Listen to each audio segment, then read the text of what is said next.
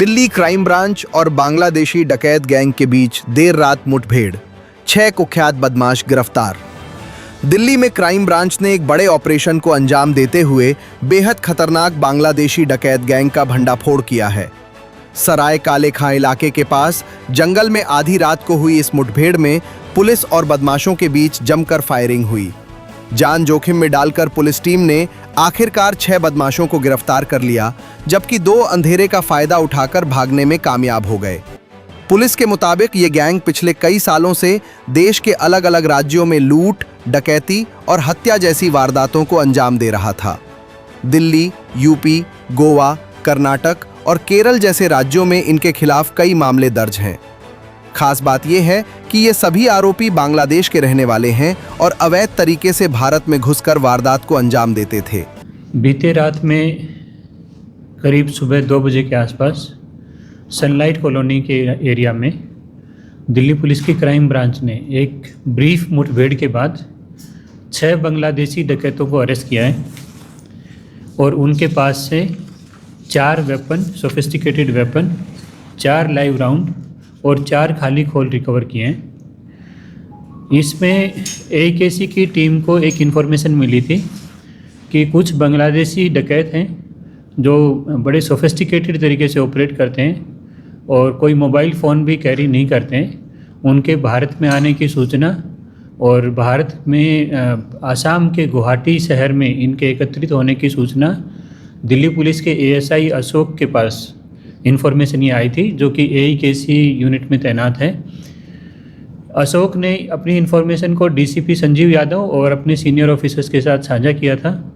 उस पर काम करते हुए इनके पर सर्विलांस माउंट किया थोड़ा सा, और कल रात में जब इनको लोकेट किया गया तो इन्होंने इनडिस्क्रिमिनेट पुलिस पर बगैर किसी उकसावे के फायरिंग की, जिस पर पुलिस ने भी हवा में फायर करते हुए अपना बचाव किया और इन 6 लोगों को पकड़ा और इन पर काबू पाया।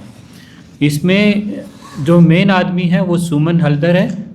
ये 35 साल की उम्र है और बांग्लादेश का रहने वाला है। सैफुल इस्लाम है, सोहेल शेख, मोहम्मद नासिर, नूर इस्लाम और जाकिर, ये 6 आदमी टोटल गिरफ्तार किए हैं।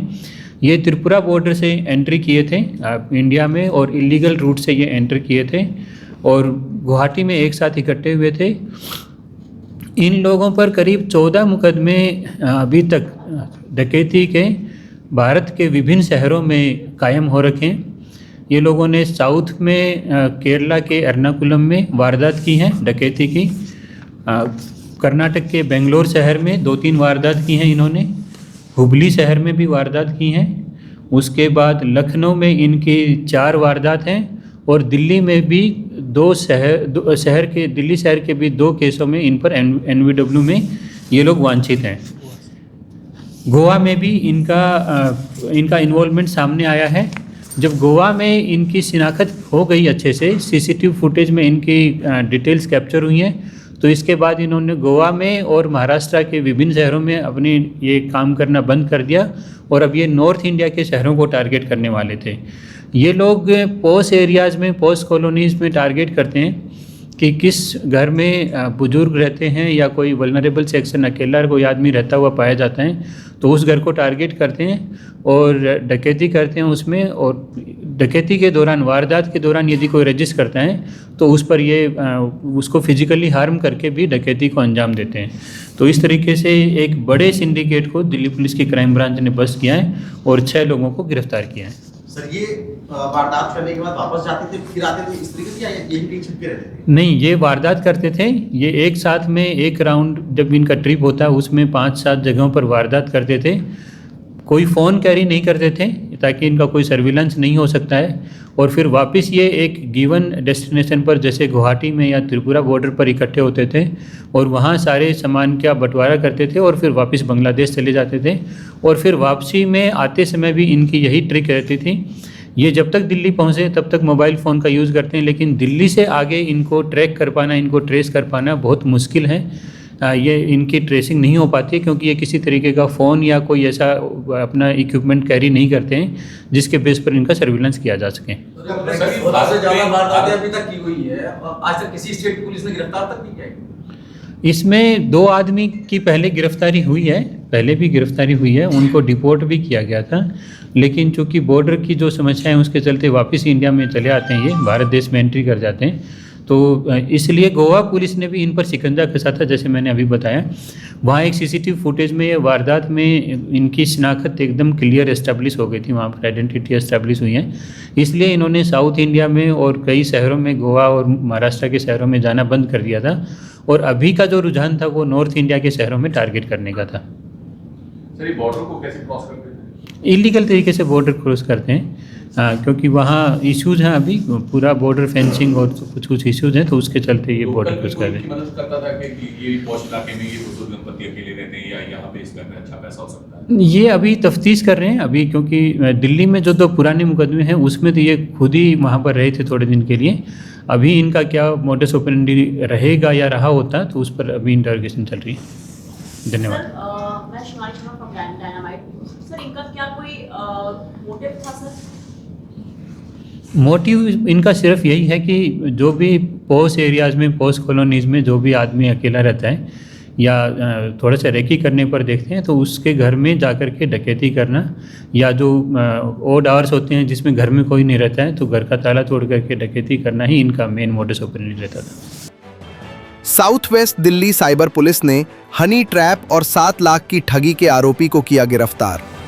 साउथ वेस्ट जिले के साइबर पुलिस स्टेशन ने एक बड़ी कार्रवाई करते हुए साइबर फ्रॉड और हनी ट्रैप मामले के एक आरोपी को गिरफ्तार किया है। पीड़िता के अनुसार सोशल मीडिया पर वैभव अरोरा नाम की एक फर्जी प्रोफाइल से उन्हें संपर्क किया गया था। शुरुआत में बातचीत सामान्य रही, लेकिन धीरे धीरे आरोपी ने उनका विश्वास जीत लिया और बाद में करीब 7 लाख रुपए की ठगी कर ली। तकनीकी जांच और लगातार छापेमारी के बाद पुलिस ने आरोपी को पश्चिम बंगाल के 24 परगना इलाके से गिरफ्तार कर लिया। साउथ वेस्ट डिस्ट्रिक्ट के साइबर पुलिस स्टेशन ने एक साइबर फ्रॉडस्टर और हनी ट्रैपिंग केस के अक्यूज को गिरफ्तार किया है। साइबर क्राइम पोर्टल पर महिला विक्टिम ने अपनी शिकायत दर्ज की कि इनके पास एक सोशल मीडिया प्रोफाइल, जो इन्हें बाद में पता चला कि फेक है, वहाँ से इन्हें अप्रोच किया गया, जिसका यूज़र नेम वैभव अरोड़ा नाम से था। जैसे ही दोनों के बीच में बातें स्टार्ट हुई और ट्रस्ट बनने लगा, तो अक्यूज़ ने महिला विक्टिम से करीब 7 लाख रुपए की ठगी करी। मामले की गंभीरता को देखते हुए एक डेडिकेटेड टीम बनाई गई विमेन सब इंस्पेक्टर प्रियंका के अंडर, जिसका ओवरऑल सुपरविजन कर रहे थे SHO साइबर। तफ्तीश के दौरान डिजिटल टूल्स का इस्तेमाल किया गया और टेक्निक्स जैसे कि IPDR analysis, digital forensic analysis का इस्तेमाल करके कई जगह पर रेड्स कंडक्ट की गई। फाइनली इस केस का accused 24 Parganas West Bengal region से अरेस्ट किया गया।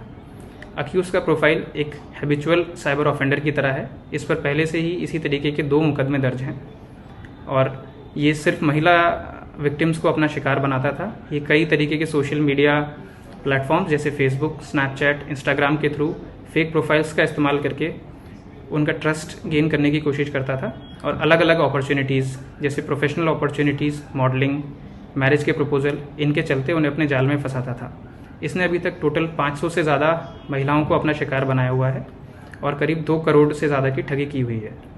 इसी ठगी से खरीदा हुआ सामान भी इसके पास से बरामद है, जिसमें 4 smartphones, 8 SIM card, 3 debit card, 4 gold के ब्रेसलेट्स और 5 गोल्ड चेन्स, ये सभी इसी के पास से बरामद है। मामले की आगे की तफ्तीश इस केस में जारी है। MS पार्क पुलिस की बड़ी कार्रवाई, 4 घंटे में शातिर हाउस ब्रेकर गिरफ्तार, लाखों का सामान बरामद। दिल्ली के शाहदरा जिले में पुलिस ने त्वरित कार्रवाई करते हुए दिन दहाड़े चोरी के मामले को महज 4 घंटे में सुलझा लिया। थाना MS पार्क पुलिस ने एक शातिर और आदतन हाउस ब्रेकर को गिरफ्तार किया है। जानकारी के मुताबिक 12 अप्रैल 2026 को एक घर में चोरी की सूचना मिलने के बाद पुलिस तुरंत हरकत में आई। SHO राजेश कुमार मिश्रा के नेतृत्व में गठित टीम ने CCTV फुटेज और तकनीकी निगरानी की मदद से आरोपी की पहचान कर उसे सीमापुरी इलाके से गिरफ्तार कर लिया। गिरफ्तार आरोपी की पहचान शकील इरफान उर्फ नाटा के रूप में हुई है, जो पहले भी 21 से ज्यादा मामलों में शामिल रहा है। थाना मंसूर पार्क की पुलिस ने तत्परता और कुशलता का परिचय देते हुए दिन दहाड़े हुई घर में एक चोरी की घटना को मात्र 4 घंटे में सुलझाया है और एक शातिर आरोपी जिसका नाम शाकिल उर्फ नाटा है, जो कि सीमापुरी एरिया का रहने वाला है और एक आदतन अपराधी है और पूर्व में जिसमें चोरी और घर में शेंदमारी के 21 मुकदमे इस पर दर्ज हैं। उसको पुलिस ने अरेस्ट किया है और इसमें आरोपी के कब्जे से काफ़ी सारे सोने और चांदी के आभूषण और जिसमें मंगलसूत्र, नोजपिन, चांदी की पायल, बिछुए, घड़ी, चांदी के सिक्के और अन्य कीमती जो घरेलू सामान है वो इससे बरामद किया है। और इस प्रकार ये लगातार जो है वारदात कर रहा था। इससे फर्दर जब पूछताछ की गई तो पता लगा कि ये नशे की लत का शिकार है और ये अपने दैनिक खर्चे पूरे करने के लिए इस तरह की वारदातों को अंजाम देता था। ब्यूरो रिपोर्ट, टीम तफ्तीश न्यूज़,